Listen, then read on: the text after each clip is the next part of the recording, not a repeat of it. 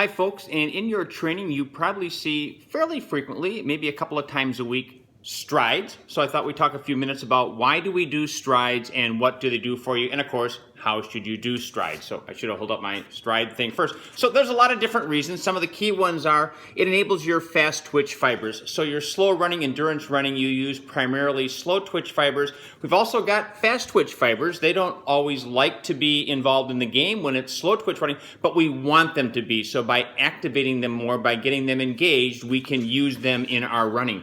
It's like free speed work. The reason I say free speed work is you do go really fast, but they're so short and generally so few of them, they're not intense. It's not like it wears you down. So you get some free speed work out of it. It helps you finish your race strong. So if you fade at the end of the race, that's one reason why sometimes even at the end of long runs, we throw some strides in, teaching that body at the very end, we've got to push, get the fast twitch fibers involved, let's help us finish strong. And you use them to improve your running economy. So running economy is how efficient you are. Think of miles per gallon as fuel economy in a car. Running economy is your miles per liter of oxygen or what have you. Now, when you do strides, it's very important that you have the correct form. That's how you improve the running economy. So what is that? You need to make sure that you're running tall. So make sure you have that nice tall posture. You shouldn't be bent at the waist. You should be nice and tall, kind of stretching up.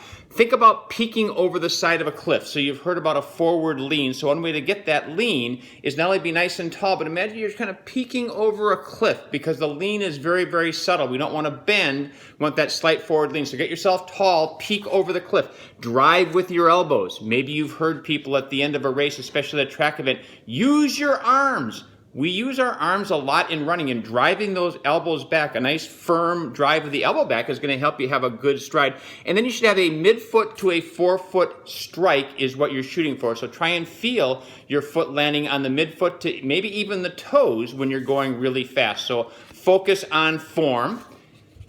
Strides, normally about 20 seconds in length. That can vary. You always ease into the stride, meaning the first 4 or 5 seconds, you don't take off like a bolt of lightning, but you accelerate into that stride. And they're typically done at about your mile pace, or about a 95% of what a flat-out effort would be. So they're not a sprint. They're not giving everything you have, but you are giving them quite a bit. Very important that you feel smooth and controlled. So I talked about that improving of the running economy. You know, if you're running at that mile pace or whatever and your arms are flailing or you hear your feet slapping, then slow it down. The goal is more that you're feeling smooth and controlled than it is the speed. We want to try and get both, but smooth and controlled is always more important.